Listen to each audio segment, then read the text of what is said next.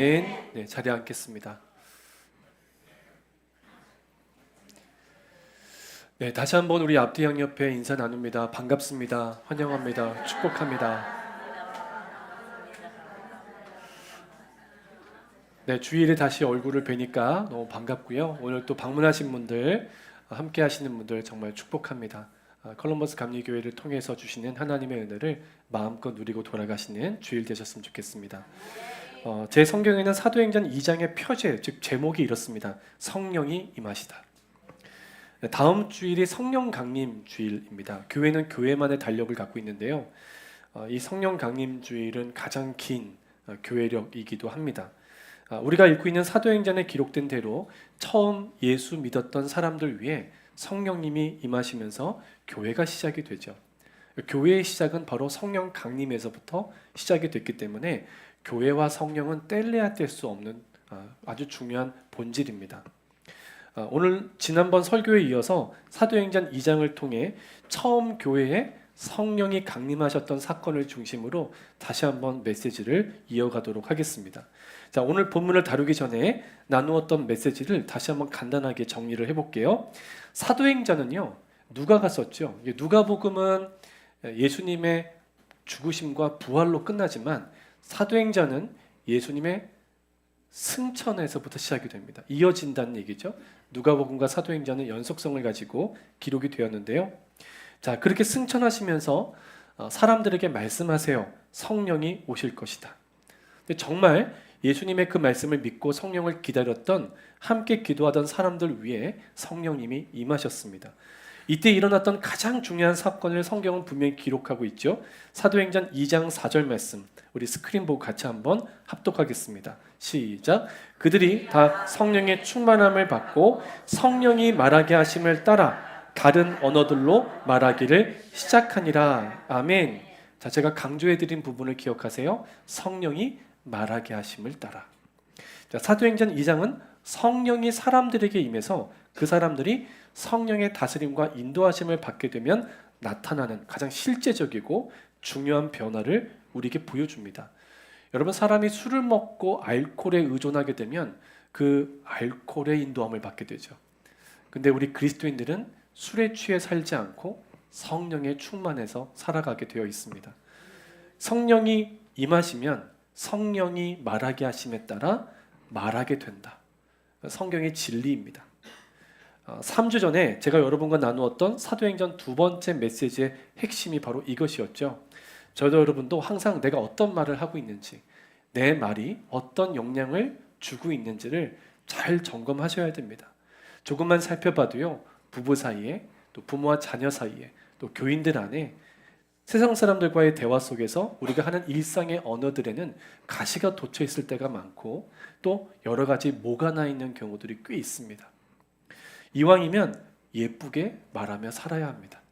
우리가 항상 잊지 말아야 할 삶의 태도죠. 하지만 성경은 사실 그 정도만 이야기하고 있는 것이 아닙니다. 예수님을 믿는 사람은 성령님이 인도하시는 대로 말하며 살아야 한다. 그렇게 가르치고 있죠. 성령의 인도하심을 받는 사람은 말하는 것부터 달라진다는 겁니다. 성령이 인도하시는 대로 말하면서 살자. 저와 여러분의 마음에 다시 한번 이 메시지가 새겨지는 오늘 되시기를 축복합니다. 그런데 사도행전 2장에서 성령의 충만함을 받은 사람들이 성령님이 인도하시는 대로 말하는 모습이 이렇게 표현되어 있습니다. 사도행전 2장 11절인데요. 우리 같이 합독합니다. 스크린 보고 시작. 우리가 다 우리의 각 언어로 하나님의 큰 일을 말함을 듣는도다 하고. 아멘. 성령 받은 사람들이 성령으로 충만해져서 성령이 인도하시는 대로 말을 하기 시작하자 그 사람들 입에서 나온 것은 각 나라의 말로 선포되는 하나님의 큰 일이었다는 거죠. 기독교 용어로 말하면 방언입니다.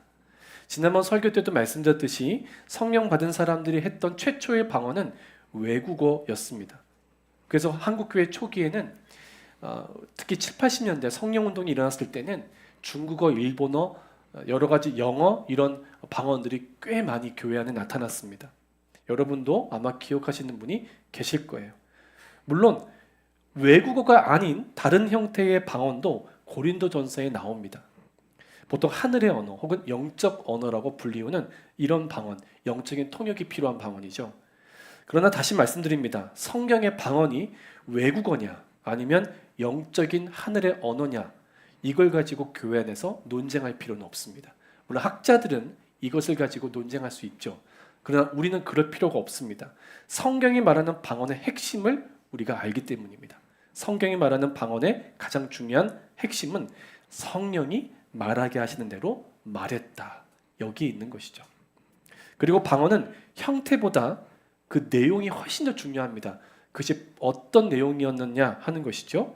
자, 이 방언의 내용은 바로 하나님의 큰 일을 선포하는 것이었습니다. 여러분, 여기서 하나님의 큰 일은 뭘까요? 예수님을 통해 이루신 하나님의 크신 구원입니다.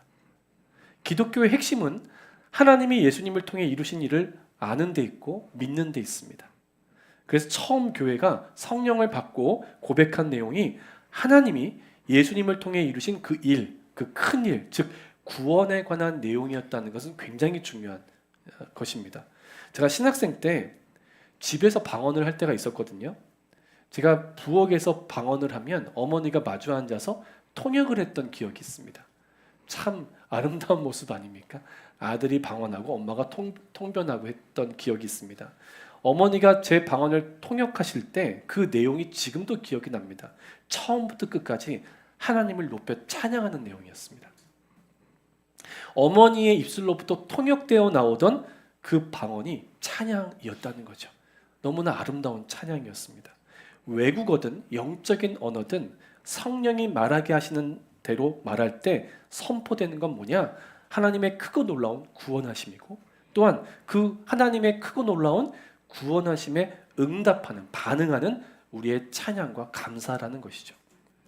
하나님의 크고 놀라운 구원이 예수님을 통해 이루어졌다라고 하는 믿음의 선포, 그리고 그런 구원하심에 대한 우리의 믿음의 반응, 이런 내용들이 처음 성령이 충만하게 임했던 첫 번째 원시교회 공동체 성도들의 입술에서 특히 외국어로 선포됐다는 건 굉장히 의미 있는 것입니다. 결국 교회는요, 교인끼리 모여서 친교하고 즐겁게 모임을 갖고 끝나는 곳이 아니라는 것이죠. 모든 나라와 열방과 민족들에게 하나님의 크신 일, 즉 하나님이 예수님을 통해 이루신, 또 계속 이루어 가실 그 구원을 선포하는 것이 교회고, 또 그 구원을 찬양하며 감사드리는 예배와 선교의 공동체가 바로 교회다. 이것을 사도행전은 선언하고 있는 것입니다. 제가 사실 요즘 계속 기도하면서 늘 마음에 부담이 되는 기도 제목이 있었는데요. 교회 교단 이동과 건축에 관한 것이었습니다.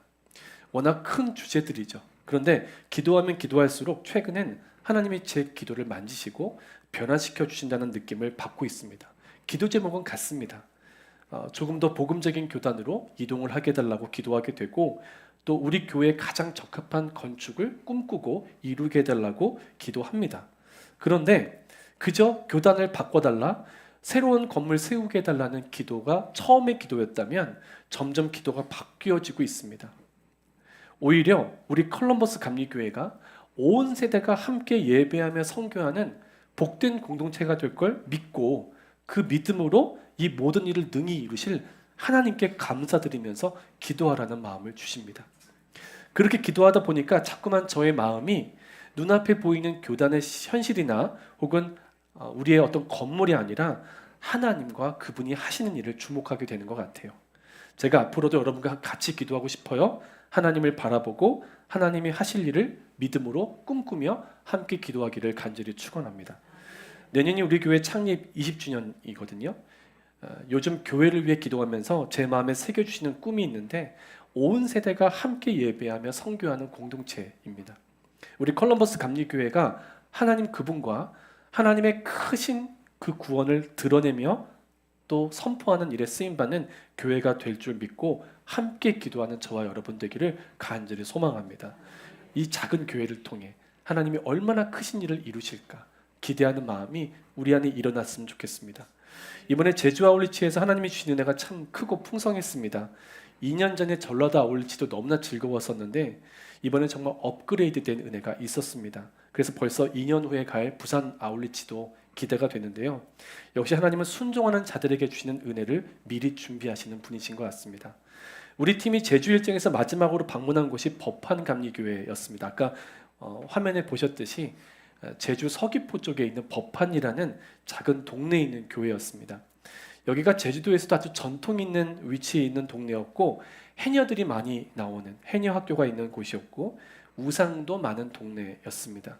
예전엔 교회 예배 드리는데 시끄럽다고 교회 창문에 돌을 던져서 깨뜨리는 일이 많이 있었다고 합니다. 근데 알고 보니까 참 놀라웠어요. 우리 교회 권사님 중에 고동열 권사님이 이 법한의 출신이신 거예요. 네, 놀랍지 않습니까? 목사님도 깜짝 놀라시더라고요. 그리고 권사님이요 오메기 떡에 한라봉까지 박스채 보내주셔가지고 저희가 정말 풍성하게 누릴 수 있었습니다. 먹느라 사진도 못 찍었습니다. 네, 우리의 기억에만 지금 남아있는데 얼마나 맛있었는지 우리 교회에 꼭 가져오고 싶을 정도였습니다. 마침 법한감리교회가 그날 야외에서 식사를 하는 그런 날이어서 저희가 섬긴 고기로 다양하게 친교를 했는데요. 그 고기 굽는 사진만 이렇게 건져왔습니다. 우리 교회가 앞으로도 수많은 교회와 선교지들을 저렇게 먹이고 살리는 교회가 될 줄 믿습니다. 우리 고동열 권사님 사랑하고 고맙습니다. 저희 팀이 방문해서 예배드렸던 법한감리교회는 우리 교회와 완전히 정반대의 연령층을 가진 교회였습니다. 어린아이들, 아기들, 중고등학생들, 청년들이 정말 많은 교회였습니다. 제가 설교하다 보니까요, 우리 교회는 가신 분들이 평균 연령 70세, 이쪽 교회는 평균 연령 20세도 안 되는 그런 교회였는데 다 같이 아까 보니까 작은 교회잖아요. 교인도 많지 않은데 1부, 2부 나눠야 될 정도로 아주 작은 교회인데 꽉 찼습니다. 보조의자까지 놓고 우리 교인들과 법한감리교회 교인들이 다 같이 앉아서 예배드리는데 너무 신기했어요. 우리 시니어들이 가니까 교회가 온전해졌어요. 예, 아기도 있고 우리 시니어도 있고 요즘은 80은 노인도 아니지 않습니까? 예, 근데 다 같이 모이니까요. 제 눈에는 우리 교회가 앞으로 온 세대가 하나님을 예배하며 선교하는 공동체가 될 것을 미리 보여주시는 것 같았습니다. 이번 제주 아울리치는 앞으로 하나님이 우리 교회를 통해 행하실 그 큰 일들을 미리 보여주시는 예고가 되는 그런 여행이었습니다. 앞으로 하나님이 우리 교회를 통해 더욱 놀라운 일들을 행하실 줄 믿습니다.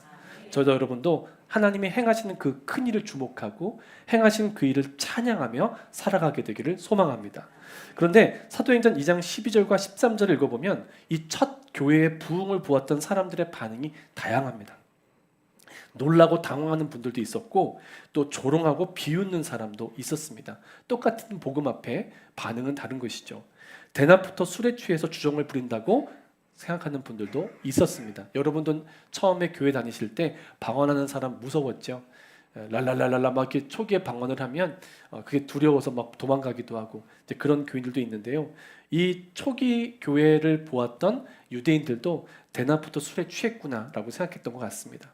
이때 베드로가 교회를 대표하여 사람들 앞에 섭니다. 그 유명한 베드로의 오순절 설교입니다. 그런데 14절을 읽어보면 베드로 혼자 선 것이 아니라 베드로가 11명의 사도와 함께 섭니다.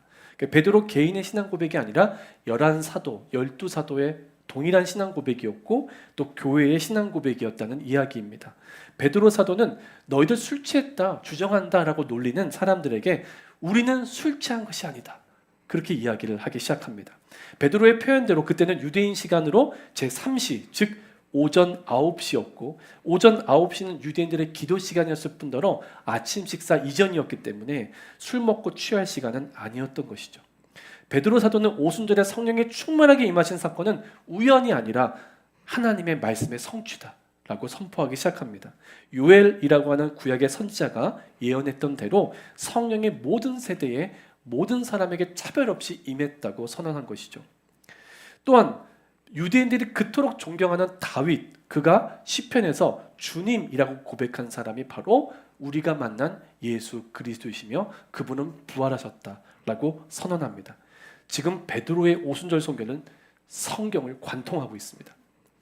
오순절 설교의 클라이막스가 오늘 본문인 36절 말씀인데요. 다 같이 사도행전 2장 36절 화면 보고 읽도록 하겠습니다. 시작.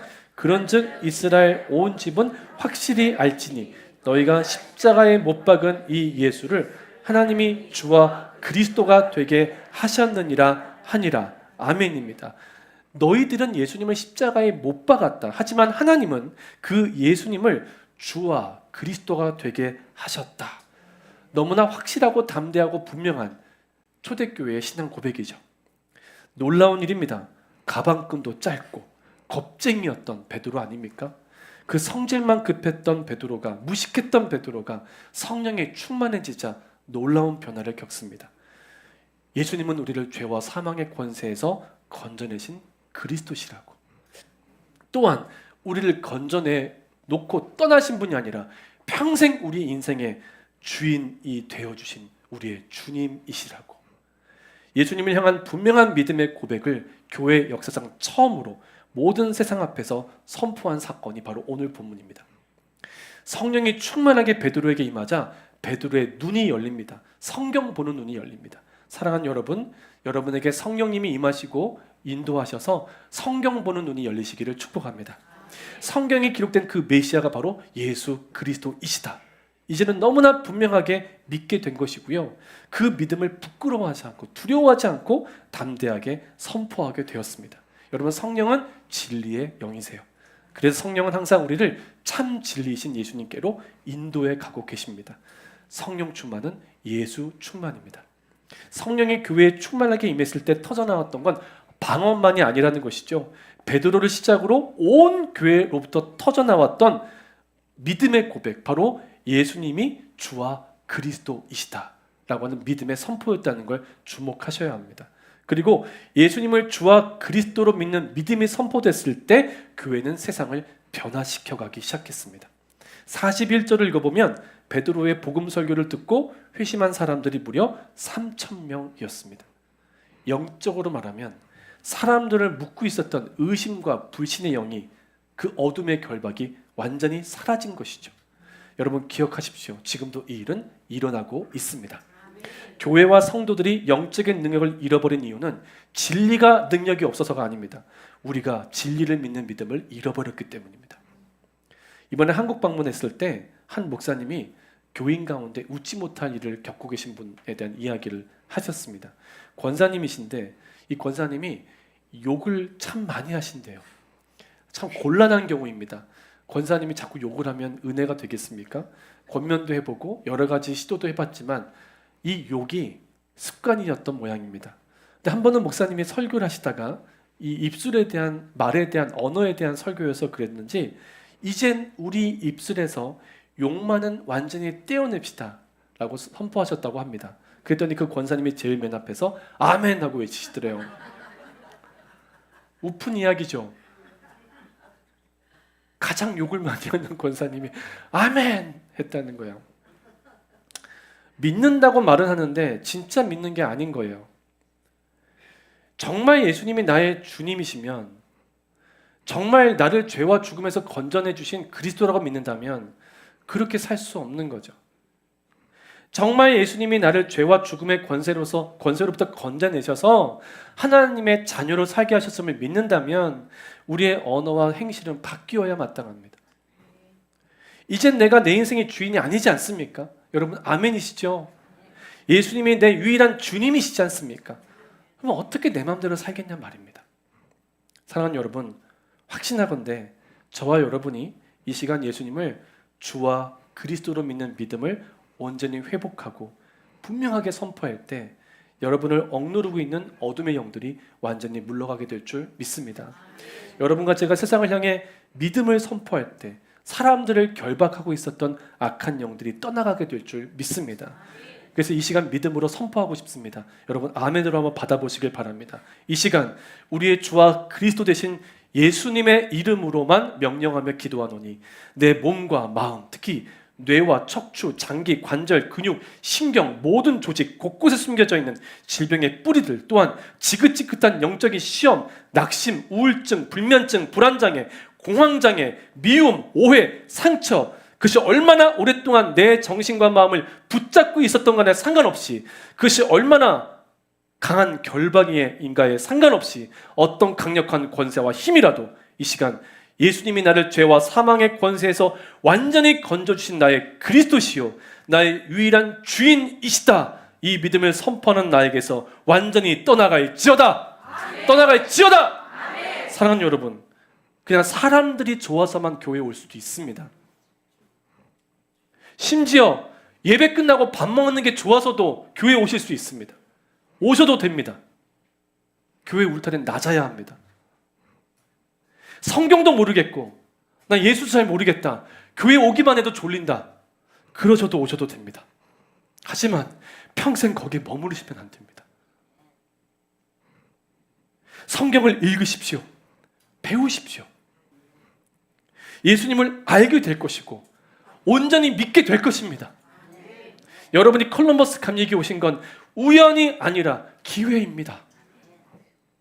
저는 이번에 제주 아울리치에 가서 우리 교회에서 신앙생활했던 초원이, 또 최노경, 박성희 이 부부를 만나면서 정말 많은 격려를 받았습니다. 우리 초원이가 그러더라고요. 1년 반 정도 전에 먼저 천국 가신 리빙스턴 집사님 온라인 장례 예배 드리면서 그렇게 울었대요. 우리 권사님 내외분이 사랑해주고 우리 교인들의 사랑해줬던 그 기억이 여전히 이 초원자매 마음 안에는 감동으로 남아있는 거예요. 여러분이 잠시 다녀가는 청년이라도, 우리 교회에 완전히 정착하지 못할 청년들이라도 정말 사랑으로 돌보고 섬긴 일들은 결코 헛된 일들이 아닌 거예요. 이 청년들이 하나같이 저에게 뭐라고 했는지 아십니까? 콜럼버스 감리교회 같은 교회가 없대요.